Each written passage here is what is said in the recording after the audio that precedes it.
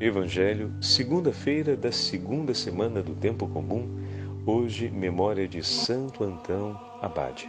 O Senhor esteja convosco, Ele está no meio de nós. Proclamação do Evangelho de Jesus Cristo segundo São Marcos. Glória a vós, Senhor. Naquele tempo, os discípulos de João Batista e os fariseus estavam jejuando. Então vieram dizer a Jesus: por que os discípulos de João e os discípulos dos fariseus jejuam e os teus discípulos não jejuam? Jesus respondeu: os convidados de um casamento poderiam, por acaso, fazer jejum enquanto o noivo está com eles? Enquanto o noivo está com eles, os convidados não podem jejuar. Mas vai chegar o tempo em que o noivo será tirado do meio deles. Aí então eles vão jejuar.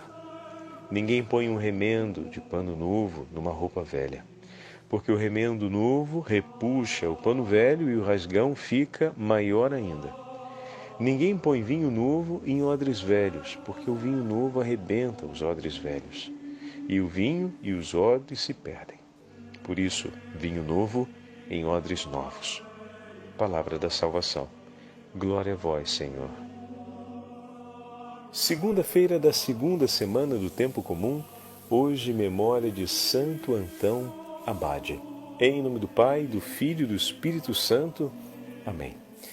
Queridos irmãos e irmãs, hoje a Santa Liturgia nos leva de volta para o segundo capítulo do Evangelho de São Marcos e nos dá a alegria de celebrarmos também a memória de Santo Antão. A Santo Antão é atribuído o início do monaquismo cristão. Santo Antão nasceu no ano de 251. E em um determinado momento de sua vida, percebeu que o Senhor lhe chamava à radicalidade de uma decisão: viver inteiramente para Ele. Vai, vende tudo, entrega aos pobres e terá um tesouro no céu. Depois vem e segue-me. E exatamente assim, Santo Antão cumpriu aquilo que o Senhor disse no Evangelho, vendendo tudo, entregando sua irmã aos cuidados para que fosse uma mulher formada segundo os preceitos de Deus na vida cristã, e ele seguiu uma vida de oração e penitência. Mas, durante esse tempo, o Senhor sempre inspirou no seu coração o zelo pela caridade e a disponibilidade para a assistência dos irmãos e irmãs mais necessitados, aqueles que buscavam um conselho, uma palavra, um ensinamento e, de alguma forma, buscavam estar mais próximos de Deus. Em um determinado momento de sua vida, Santo Antão percebe que o Senhor suscitava no seu coração uma maior entrega e por 18 anos ele se reserva quase que em isolamento completo, ou seja, distante das pessoas, vivendo apenas recolhido na contemplação e na oração. E ali, durante esse tempo, o Senhor foi modelando a compreensão necessária de viver uma vida inteiramente consagrada a Ele, mas uma vida que se faz também sentir através da caridade, da escuta e do ensinamento, mas não o ensinamento formal, catequético, mas o ensinamento sapiencial, a direção espiritual. E dessa forma, Santo Antão foi tendo inúmeros discípulos, homens e mulheres casados e não casados, que buscavam o conselho a respeito de como amar mais intensamente a Deus e viver uma vida de recolhimento na presença do Senhor. Meu irmão, minha irmã, como a gente precisa disso? Nós temos essa necessidade de aprendermos a nos recolhermos mais na presença do Senhor e a termos um coração pronto e disposto para amar. O Evangelho de hoje nos fala a respeito disso. O tema do Evangelho de hoje traz o debate a respeito do jejum. Os discípulos de João Batista e os fariseus estavam jejuando e vieram dizer-lhe então, assim começa o Evangelho de hoje: por que os discípulos de João e os dos fariseus jejuam e os teus discípulos não jejuam?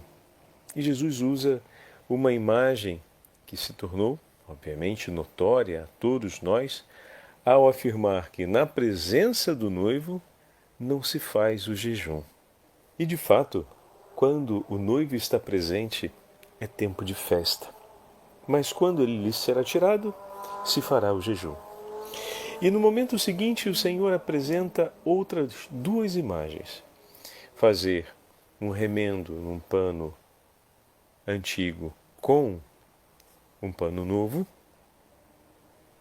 ou seja, ninguém faz remendo de pano novo em uma roupa velha, porque encolhendo o pano pode ser que o rasgo se torne ainda maior, assim como ninguém coloca vinho novo em odres velhos, porque esse vinho vai exigir muito dos odres e eles podem arrebentar e perder-se-ão tanto os odres como também o vinho. Então, o Senhor, com essa imagem, inaugura duas coisas.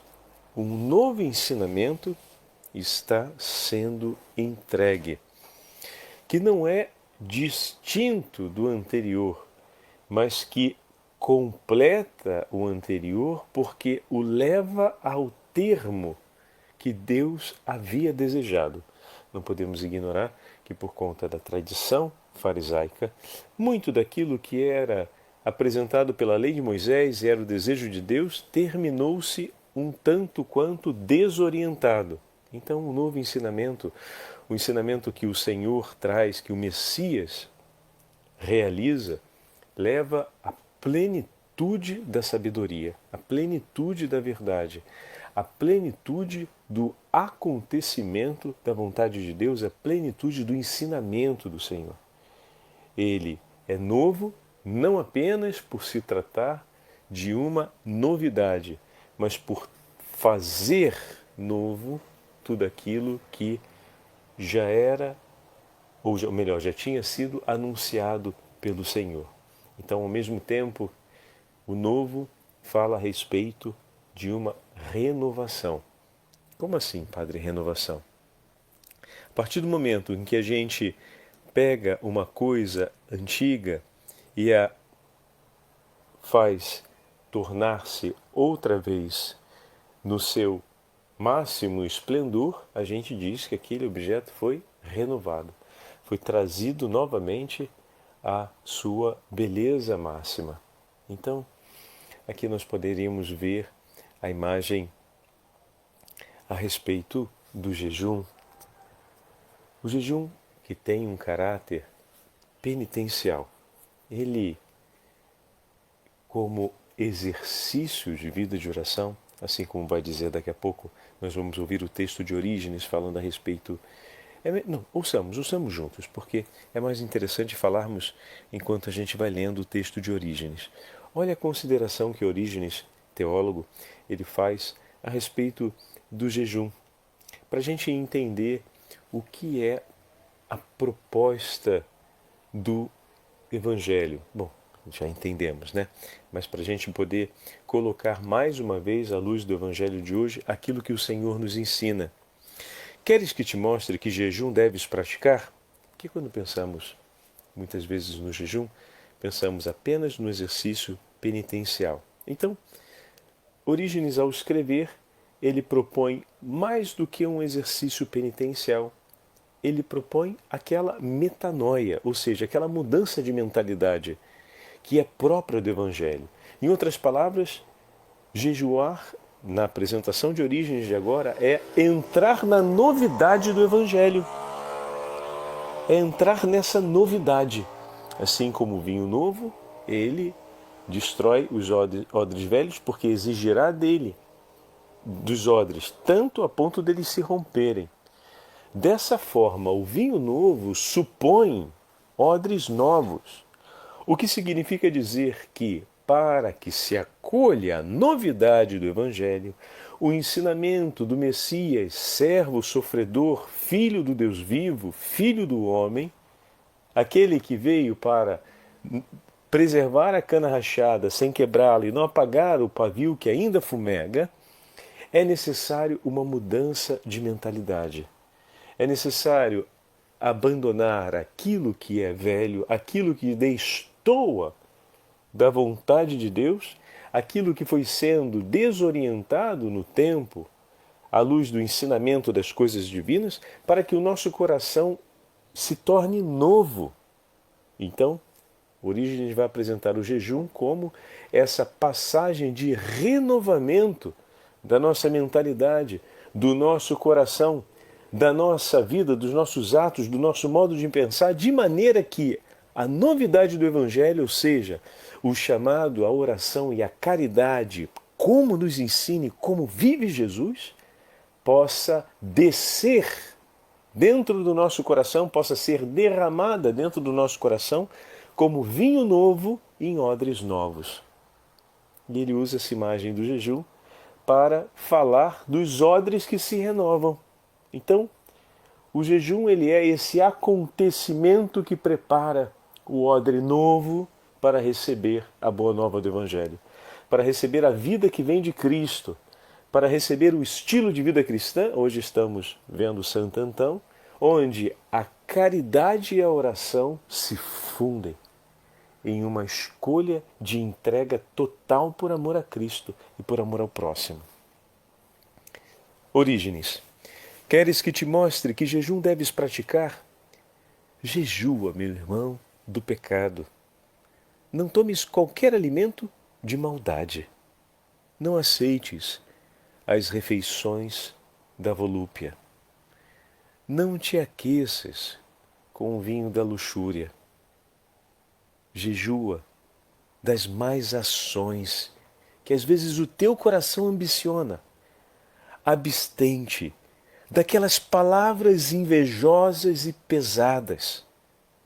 Guarda-te dos maus pensamentos e de qualquer desejo de ira. Não toques em pães roubados de uma doutrina perversa e herética. Não desejes os alimentos enganadores da filosofia e do saber que nos leva para longe de Deus e que te afastam da verdade. É esse, caríssimo irmão, o jejum que agrada a Deus e que prepara o nosso coração para receber o vinho novo do Evangelho. Ao dizer isto, não quero aconselhar-te a relaxares as rédeas da abstinência cristã e do bom exercício da piedade, visto que temos os dias da Quaresma, que são consagrados especialmente à prática do jejum como conhecemos. Para além do quarto e do sexto dia da semana, que nos são entregues como memoriais da paixão de nosso Senhor, em que jejuamos, de acordo com os costumes estabelecidos. E o cristão é livre de jejuar em qualquer outro momento, não por escrúpulo de observância, mas por virtude de continência e por exercício de piedade. Olha que clareza, meus irmãos. Estão percebendo?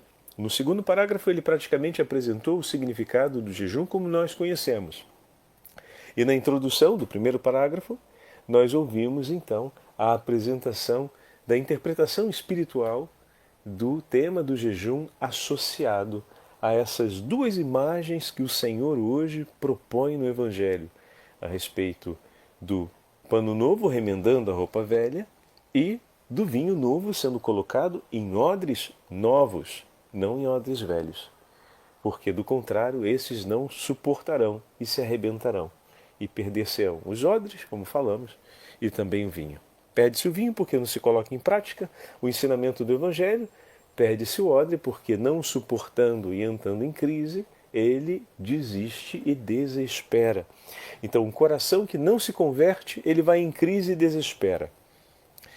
E, dessa forma, além de se perder, também o Evangelho não vem colocado em prática. Última parte do texto. Pois como havemos de guardar a castidade, se ela não estiver sustentada num rigoroso e sano apoio da abstinência? Como havemos de nos entregar à leitura e à meditação das Escrituras, como havemos de nos aplicar à ciência e à sabedoria. Não será pela continência do ventre e da garganta? Eis um bom motivo para os cristãos jejuarem. Educar o corpo e a vida à continência, para buscar os bens mais altos, inspirados por Deus. Mas há outro também, ele religioso, cujo elogio é feito nos escritos dos apóstolos, o outro jejum. Com efeito, encontramos a seguinte afirmação numa das cartas: Feliz o que jejua também para alimentar o pobre. O seu jejum é muito agradável a Deus e, na verdade, é extremamente digno, pois imita aquele que deu a vida pelos seus irmãos. Olha que bonito. Por último,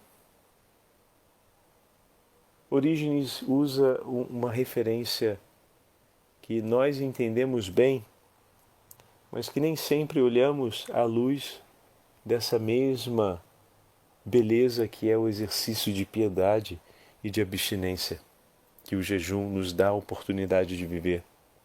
O que, Padre? Aqueles que tiram de si para oferecer aos mais necessitados, que jejuam para partilhar na caridade do que tem com os mais necessitados. O jejum que vive é aquele que deixa de comer para fazer comer o seu filho.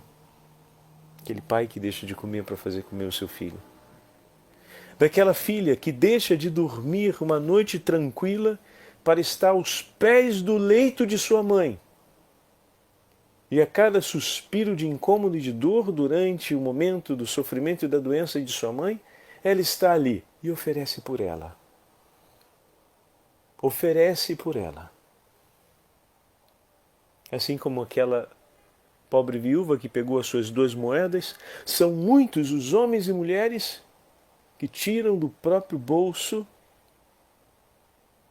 ou que dividem a sua refeição na hora do trabalho para não deixar faltar para aquela pessoa que naquele momento eles perceberam que trazia consigo uma necessidade grande e não deixaram passar. Deus fez com que percebessem uma oportunidade de socorrer o próximo e tirando do que lhe era próprio, ou seja, escolhendo viver para si a falta, fez-se socorro de Deus por aquele mais necessitado.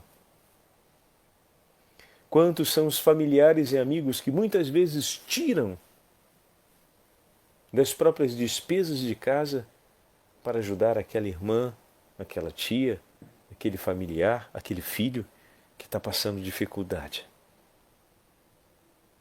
Quantos são aqueles que oferecem da própria vida para que tantos outros possam viver em paz? Esse também, na última narrativa de Orígenes, ele abarca ali, dizendo, tem ainda essa forma de jejuar. E aqui ele está usando o conceito de abstinência, né, e renúncia. Então, quando me abstenho, quando realizo uma continência sobre algo para oferecê-lo por amor de meu irmão. Que Deus abençoe todos os nossos irmãos e irmãs que estão vivendo hoje essa realidade em suas casas.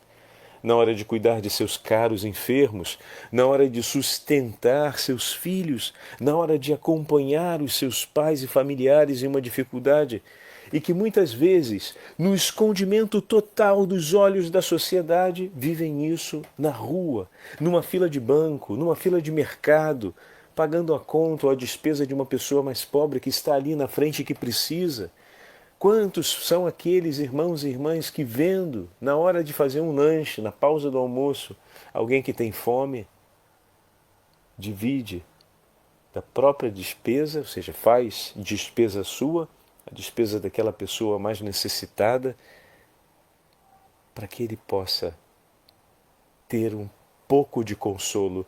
E o consolo não está só naquilo que ele come, naquilo que está sendo oferecido para saciar a fome, mas está sendo consolado ali um coração que tem fome e sede de caridade, que tem fome e sede de amor, que tem fome e sede de esperança. E muito mais do que uma refeição está sendo oferecida. Está sendo oferecida uma verdadeira Eucaristia, uma verdadeira ação de graças a Deus, porque ali é o próprio Senhor que se faz presente como oferta de amor.